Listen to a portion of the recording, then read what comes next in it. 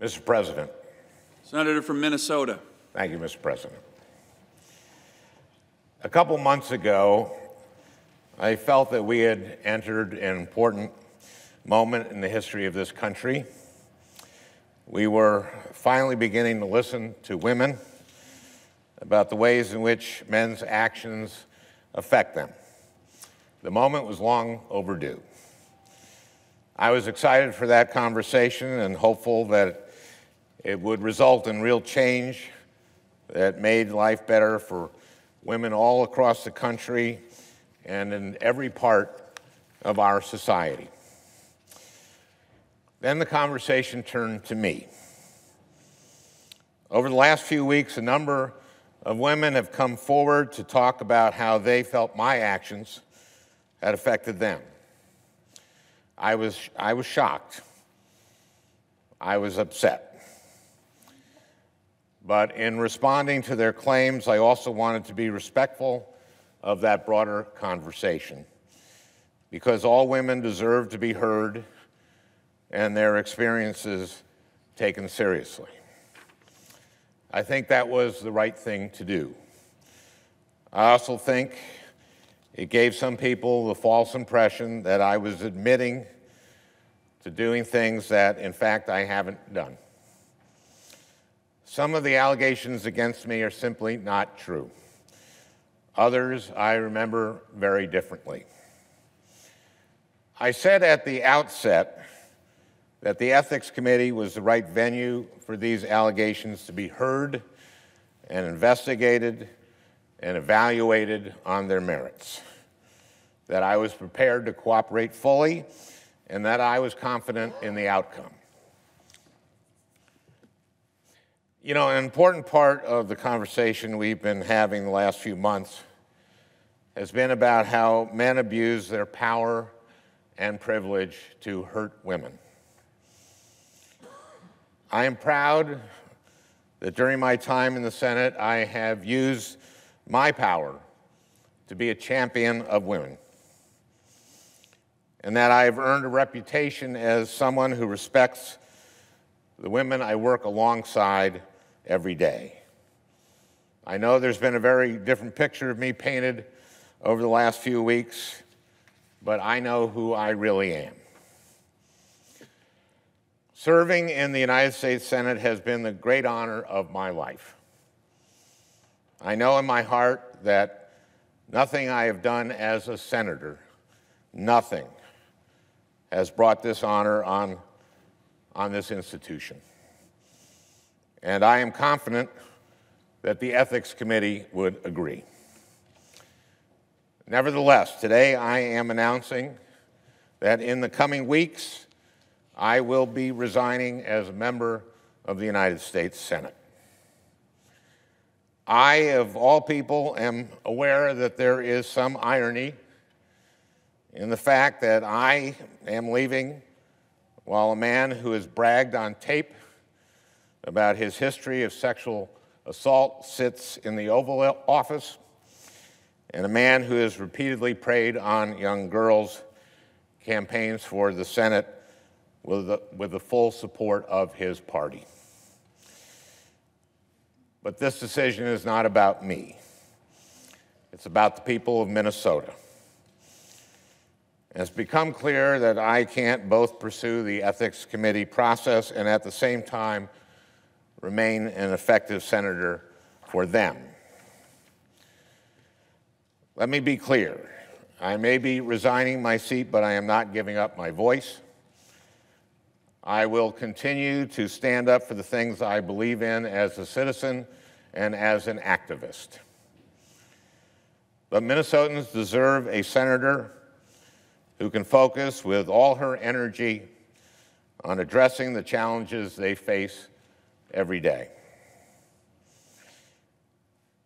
There is a big part of me that will always regret having to walk away from this job with so much work left to be done.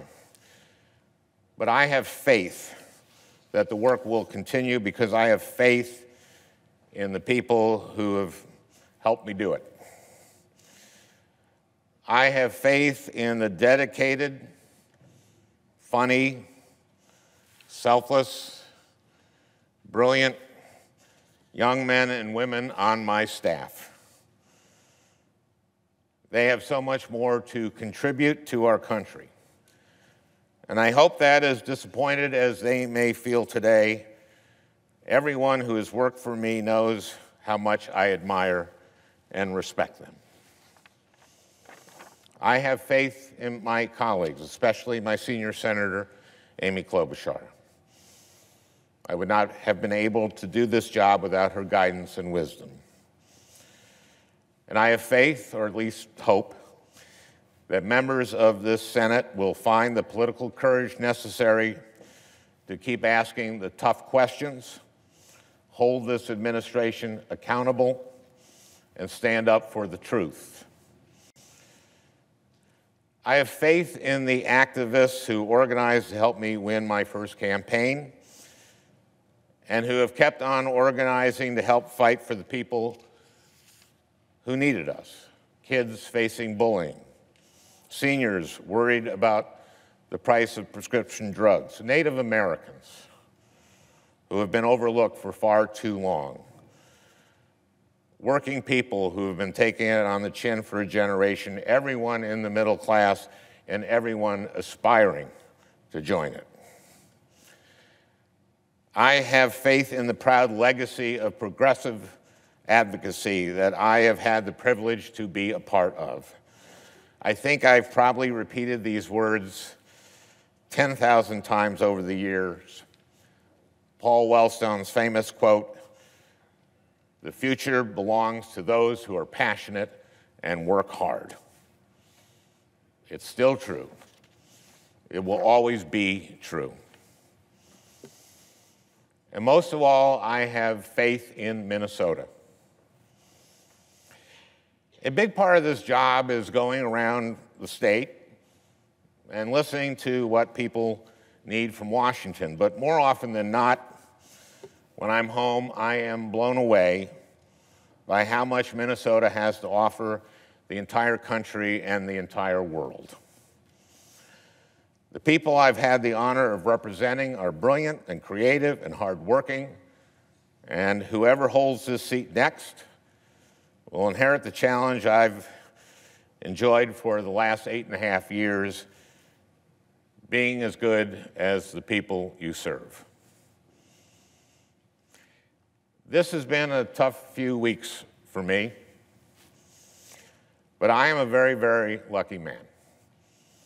I have a beautiful, healthy family that I love and that loves me very much. I'm going to be just fine. I'd just like to end with one last thing. I did not grow up wanting to be a politician. I came to this relatively late in life. I had to learn a lot on the fly. It wasn't easy and it wasn't always fun. And I'm not just talking about today. This is a hard thing to do with your life. There are a lot of long hours and late nights and hard lessons. And there is no guarantee that all your work and sacrifice will ever pay off. I won my first election by 312 votes. Could have easily gone the other way. And even when you win, progress is far from inevitable.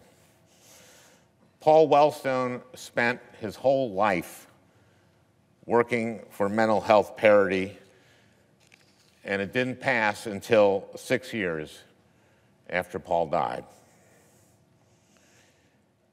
This year, a lot of people who didn't grow up imagining that they'd ever get involved in politics have done just that.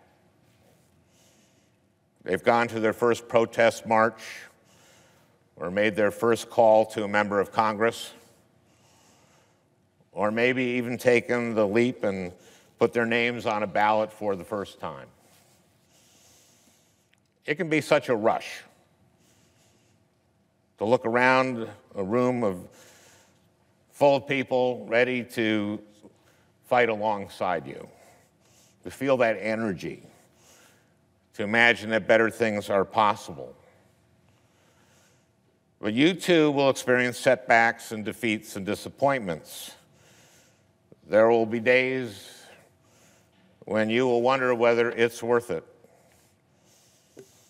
What I want you to know is that even today, even on the worst day of my political life, I feel like it's all been worth it. Politics, Paul Wellstone told us, is about the improvement of people's lives. I know that the work I've been able to do has improved people's lives. I would do it all over again in a heartbeat. For a decade now, every time I would get tired or discouraged or frustrated, I would think about the people I was doing this for and would get me back up on my feet. I know the same will be true for everyone who decides to pursue a politics that is about improving people's lives. And I hope you know that I will be fighting alongside you every step of the way. With that, Mr. President, I yield the floor.